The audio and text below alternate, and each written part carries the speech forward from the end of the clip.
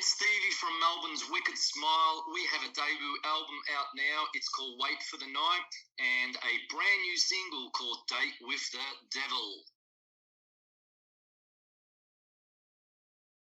My first gig would have been local in Melbourne, Victoria, in an area called Preston. I played at a place called the Faraway Tree with one of my first bands called Wish City, and after that, I've actually been playing in bands for quite a long time. So pretty much out of high school, I then moved on to a band called Cyclone Tracy. I made 2 albums with Cyclone Tracy. The first album was called One Eyed, and the second album was called Schlock. And we were a hard rock band and played all over Australia, and we were received very, very well.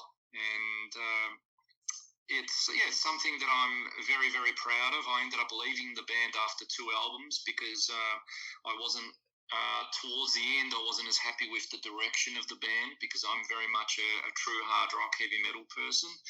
So then I went on to form a band called Square One, which is more melodic rock style.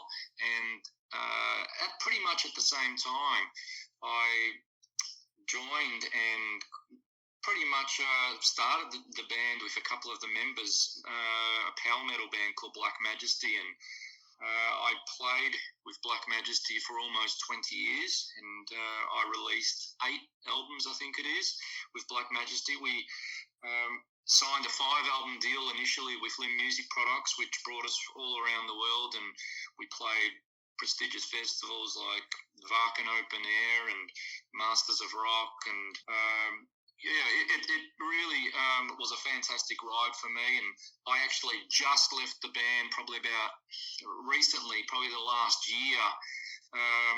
It was just time for me to do something different, and the guys understood, and we kind of just went our separate ways, but I'm still best of friends with the guys in Black Majesty, and it was just something that I think was the best for the 2 groups, more or less.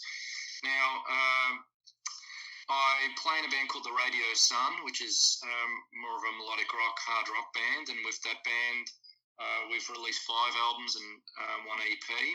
And I also play guitar in my daughter's band. My daughter's name is Cassidy Paris, and she is an 18-year-old, and she's a singer-songwriter, and has taken, lots of steps with her career as well. So she's released 2 EPs and I think about 8 singles. So things are going really well for Cassidy Paris as well. So I help her whenever I can by playing lead guitar. Most recently, I formed a band called Wicked Smile, and Wicked Smile features some ex-members of renowned bands within the scene. Danny Ciccardi, the lead vocalist, was the lead singer with Pegasus for quite a while, and he also was the lead singer with a band called I Fear for quite a while. I recruited Glenn Cav on bass, who used to play with a band called Virtue. Jason Tyro on drums, fantastic drummer, and on co-lead guitar, Dave Graham, who previously played in a band called In Malice's Wake, and we've just recently, Wicked Smile, that is, released our debut album, and it's been going fantastic. Thank you.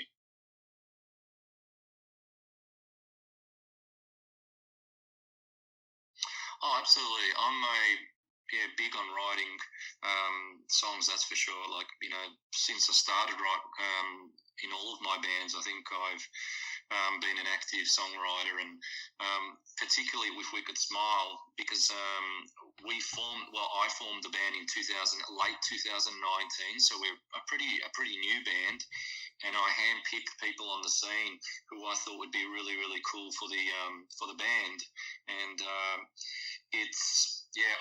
I started off by writing 4 songs, and then after writing the 4 songs, I wanted to share them with someone, and a good friend of mine who who've developed a really good friendship with is the singer of a band called The Defiance, His name's Paul Lane, and Paul and I, he was a solo artist. He sang also in Danger for a while, just to give you a bit of history. And now he's doing really well with his band, The Defiance, so it's fantastic. So I sent him some of the songs, and he had a listen to them. He loved them, and then we co-wrote a lot of the tunes together. And I've toured with Paul all around the world, playing his solo material and playing Danger songs and the Defiance songs. So yeah, we've got a real good, honest friendship, so we can talk to each other and say, yes, you know, this part of the song works, this part doesn't. So with We Could Smile, after initially writing those first 4 songs, it was then time to form a band, and that's when I thought, okay, I was writing material which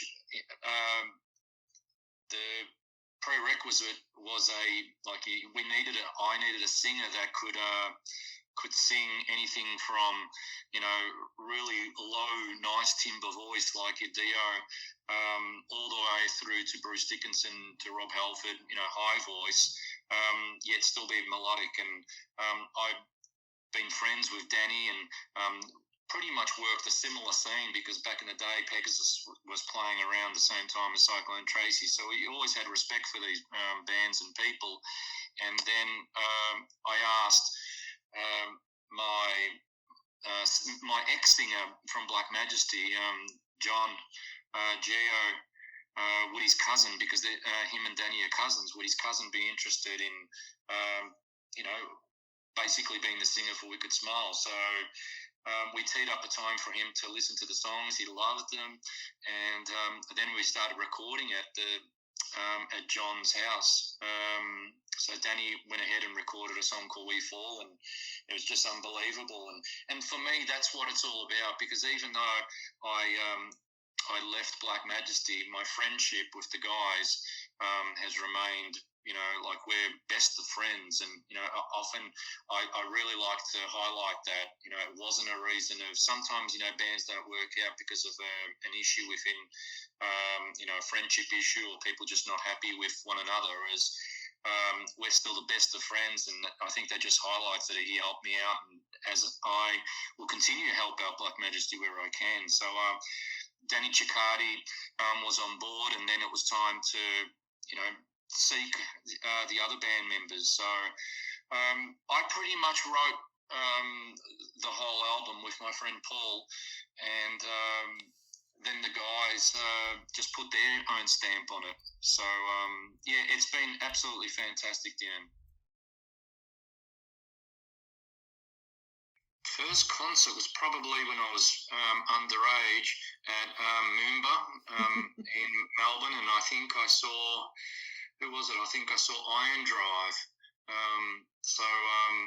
Yeah, that would have been one of my first concerts I'd seen, so it was pretty cool that it was local, and I was just like, wow, this is fantastic. At a venue, it may have been, I think it was probably Bon Jovi on the Slippery When Wet tour, I think at the Entertainment Centre. My first album, it would have been Kiss, probably Rock and Roll Over, and from then on it was just a bunch of Kiss, and other influences include, I love Rainbow. I think Rising is one of the best ever albums. It's one of my favourites. Judas Priest, Screaming for Vengeance. So Judas Priest is definitely a big one for me. Dio, solo.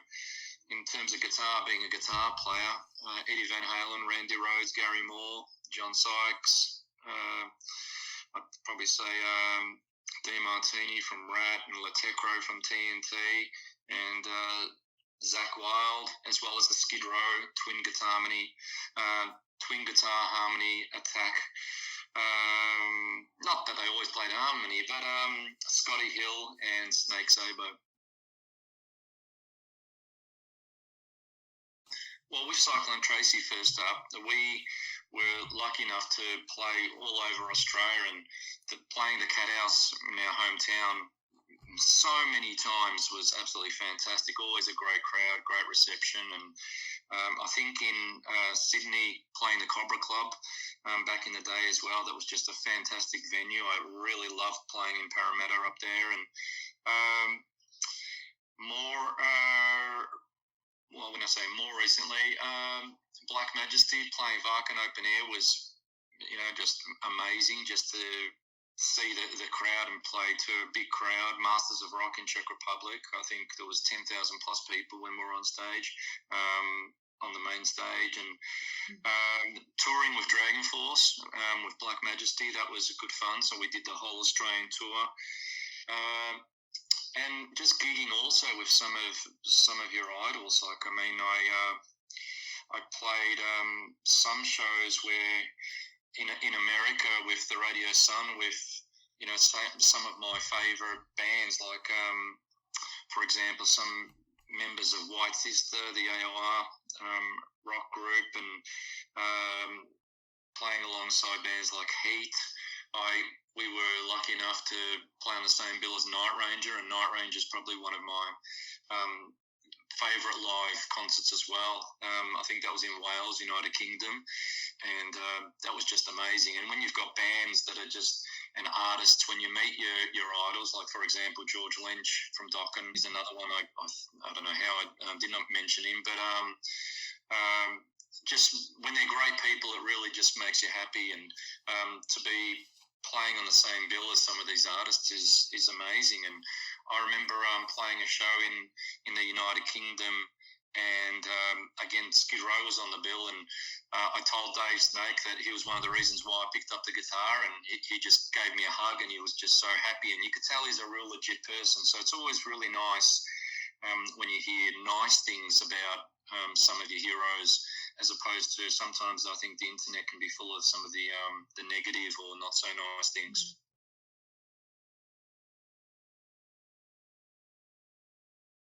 Yeah, for us, it's and for with Wicked Smile in particular, since the album's just new, it just come out. The response has been amazing, and I pretty much wrote the album over the whole time COVID was happening, and during that time, we've been in and out of lockdown in Melbourne, but we've played quite a few shows, and every show, I think it's 5 of them, every show that we put on was sold out at least a couple of months before, which is just amazing in terms of the response from the crowd.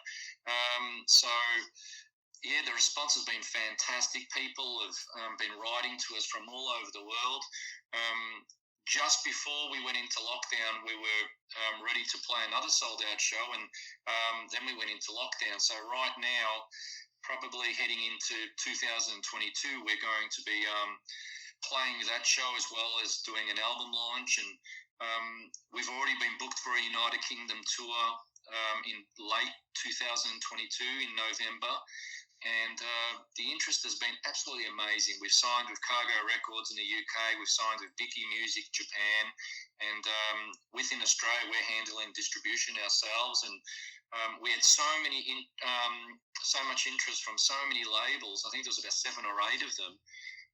But because we've kind of been there, done that with some of the offers that were given, we just chose to stay independent. We didn't have any bites from the majors like Frontiers or Nuclear Blast, so we just thought, you know what, let's do it ourselves. We've kind of got a bit of a knack for how to do this. We've been doing it for about 25 years, so it's been a good experience. And the thing that we're really, really happy with is that we're cutting out the middleman, so we're offering the best price we can to the fans, and then all the rest of it goes into the band, which allows us to make another album, to tour and so on. And it's been absolutely amazing. For us, it's all about making a good album, and the fantastic thing that's been happening is that people have been saying beautiful things in the media, like top reviewers around the world.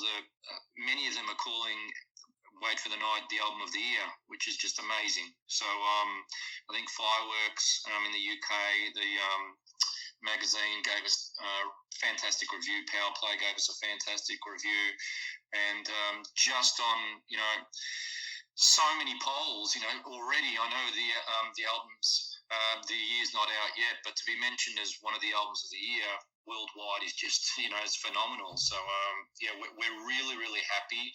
Our main aim was to make an album with no filler songs and just really work on having good songs with a lot of dynamics. Light shade, up tempo, slower songs, mid tempo.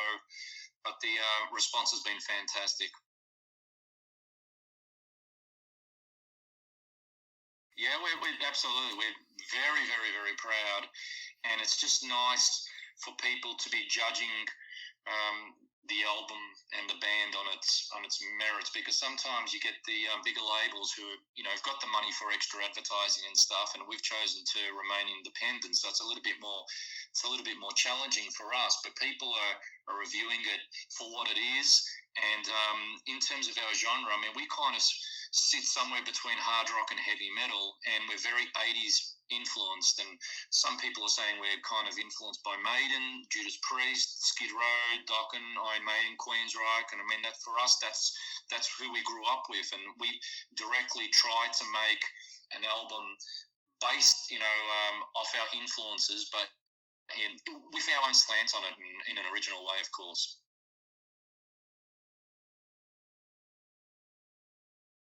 I'd just like to mention that people can buy the CD locally from us in Melbourne, and you're paying for local fees of just it being sent via Australian Post. So that's available via our socials. So whether you hit us up on Facebook or Instagram and so on, and YouTube and stuff, there's all links where you can buy the album, but of course it's available worldwide as well.